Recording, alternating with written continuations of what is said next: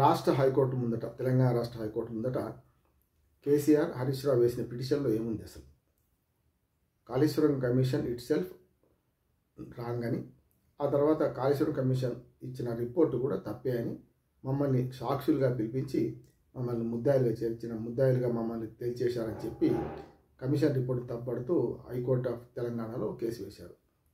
ఇందులో ముఖ్యంగా commission of ఎంక్వైరీకి ఉన్న పరిధులు ఏమిటి, వాటి పరిధిలో పనిచేసిందా లేదా అనే దాని మీద కూడా కొంత సమాచారం ఇచ్చారు. దాదాపు ఒక 10-15 ప్రశ్నలు లేవనెత్తుతూ కాళేశ్వరం కమిషన్ మీద, బేసిక్గా కమిషన్ ఏర్పాటు మీద, కమిషన్ ఇచ్చిన రిపోర్ట్లలో ఉన్న అంశాల మీద వాళ్ళు దేనికి పరిమితం కావాలో దానికి పరిమితం కాలేదని, యాక్చువల్గా మొత్తం కాళేశ్వరం ప్రాజెక్ట్ అంటే ఎత్తిపోతల పథకం అంటే మొత్తం కలిసి ఎన్ని పంప్ హౌజులు ఉన్నాయి, ఎన్ని సబ్స్టేషన్ ఉన్నాయి, ఎన్ని రిజర్వాయర్లు ఉన్నాయి, ఎన్ని కిలోమీటర్ల పైప్ లైన్ ఉంది, ఎన్ని కిలోమీటర్ల సొరంగాలు ఉన్నాయి, ఇవన్నీ వివరించుకుంటూనే కాళేశ్వరం అంటే కేవలం ఆ 3 బ్యారేజీల మీదనే ఎంక్వైరీకి వాళ్ళు ఆర్డర్ ఇస్తే మొత్తం కాళేశ్వరం ప్రాజెక్ట్నే సమీక్షించే ప్రయత్నం చేసింది. ఇది తప్పని.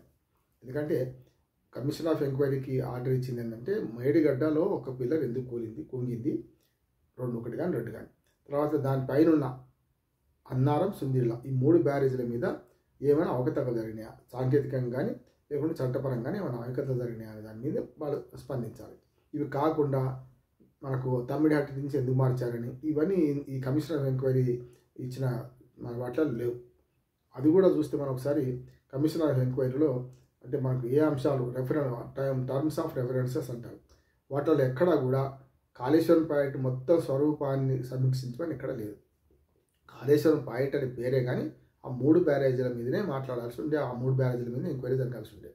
అది విడిచిపెట్టి విస్తృతి పెంచుకుంటూ పోయి మొత్తం అంతా అంటే క్యాబినెట్ మీటింగులు, వాటి మినిట్స్, పర్మిషన్ ఉన్నా లేవా, ఇవన్నీ కూడా ఇప్పుడు కేసీఆర్ హరీష్ రావు వేసిన పిటిషన్లో క్లియర్గా మెన్షన్ చేశారు. ఏ పర్మిషన్లు ఎప్పుడు వచ్చినాయి, ప్రాజెక్ట్ ఎప్పుడు మొదలుపెట్టినా, ఎప్పుడు పూర్తయింది, ఇవన్నిటి గురించి కూడా వివరంగా రాశారు. ఇవన్నీ వివరంగా ఈ మొత్తం కేసును పరీక్షించి కమిషన్ రిపోర్టు, కమిషన్ ఏర్పాటు అప్పుడు టర్మ్స్ ఆఫ్ రెఫరెన్సెస్ ఇచ్చిన దాన్ని అనుగుణంగానే ఉందా, దాటి బియాండ్ ది లిమిట్స్ పోయారా అనేది రేపు తేల్చాలి. హైకోర్టు తేల్చాల్సిన పని అది. కనుక బియాండ్ ది లిమిట్స్ పోతే కమిషన్ రిపోర్ట్ చెల్లదు. కాదు కమిషన్ ఏర్పాటే నష్టం అంటే అప్పుడు ఎందుకు ఛాలెంజ్ చేయలేదన్న ప్రశ్న వస్తుంది. మొదటి నుంచి చెప్తున్నాను, కమిషనే మన ఏర్పాటునే ఇప్పుడు ప్రశ్నిస్తున్నారు తప్ప అప్పుడు కమిషన్ వేయగానే ప్రశ్నిస్తే ఇంకో రకంగా ఉంటుండే. ఈ కమిషన్ చెల్లదు, మేము అక్కడ దానికి అని వాళ్ళని సాక్షులుగా పిలిచేదాకా ఊరుకొని హరీష్ రావు, ఆర్థిక శాఖ మంత్రి ఈటల రాజేందర్, ఆనాటి ఇరిగేషన్ శాఖ మంత్రి హరీష్ రావు, వీళ్ళ ముగ్గురిని పిలిచినప్పుడే మేము ఈ కమిషన్ ఏర్పాటు అంగీకరించిన అప్పుడు వేసినా వేరే ఉంటుండే హైకోర్టులో. కనీసం అంతకుముందు యాదాద్రి భద్రాద్రి మీద వేసిన నరసింహారెడ్డి కమిషన్ ముందు డైరెక్ట్గా మీకు అధికారం లేదు అని ప్రశ్నించినా వేరే ఉంటుండే, మమ్మల్ని పిలిచే అధికారం మీకు లేదని. అంటే గత ప్రభుత్వాల ముఖ్యమంత్రులు కానీ మంత్రులను కానీ ఇట్లా ప్రతి దానిలో ప్రభుత్వం మారగానే పిలిచి ముద్దాయిలుగాను సాక్షులుగా చేర్చి వాళ్ళ మీద తీర్పిస్తుంటే ఏ ప్రభుత్వం నిలబడదు. తన కళ్ళ పంట ఇవాళ నేను మన మూసీ నది ప్రక్షాళన, మూసీ నది బ్యూటిఫికేషన్ అడ్డం పడుతున్నారు, నా కళల పంట తప్పనిసరి దాన్ని చేయాలి అని రేవంత్ రెడ్డి మాట్లాడుతున్నారు అనుకోండి. రేపు ఏమైనా అవకతవకలు జరుగుతాయి, మూసీ నది ప్రక్షాళనలో డబ్బులు ఖర్చు అవుతాయి, లేకుంటే ఫలితం రాదు. అటువంటిప్పుడు మరి రేవంత్ రెడ్డి మీద కూడా కేసు వేస్తారు కదా రేపు వచ్చిన ప్రభుత్వాలు. అందుకని ఏమంటున్నానంటే వ్యక్తులను బాధ్యులు చేయడమా, ప్రభుత్వాన్ని బాధ్యత చేయడమా? ప్రభుత్వం తప్పు చేస్తే ప్రభుత్వంలో ఎక్కడ తప్పు జరిగింది ఎంక్వైరీ చేయొచ్చు, కానీ వ్యక్తుల మీద ఆపాదించి ముఖ్యమంత్రులను మంత్రులను ఆపాదిస్తే ఎవరు మిగలరు. అవినీతి, వ్యక్తిగతమైన అవినీతి ఉంటే ముఖ్యమంత్రి కానీ ప్రధానమంత్రి కానీ దానికి అతిథులు ఎవరు కాదు, తప్పనిసరి క్రిమినల్ చర్యలకు బాధ్యులు అవుతారు.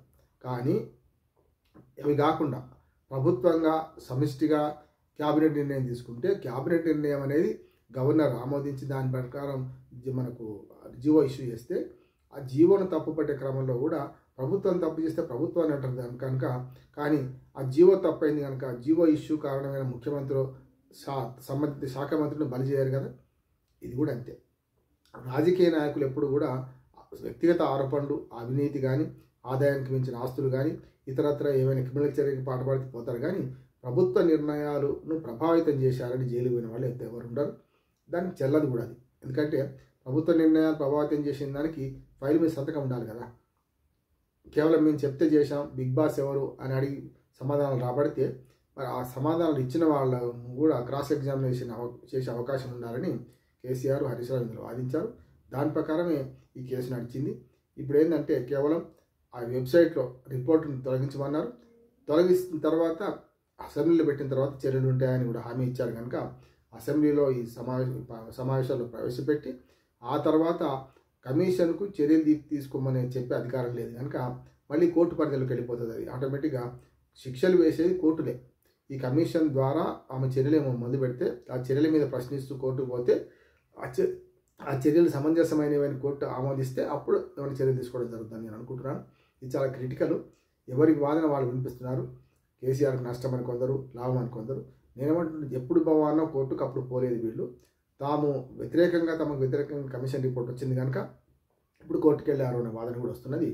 మరి ఆనాడే కమిషన్ ఏర్పాటప్పుడే మొదట్లోనే వ్యతిరేకించుంటే సాక్షులుగా పోయి మాకేం కాదనే ధీమాతో పోయినరు. ఇవాళ ధీమా అమ్మైంది కనుక మళ్ళీ ఇప్పుడు అసలుకి ఎసరు పెట్టే ప్రయత్నం చేస్తున్నారు. ఇది ఎంతవరకు నెగ్గుతుందో, ఏ రకంగా అవుతుందో కాలం తెలుస్తుంది. దాంతోపాటు హైకోర్టు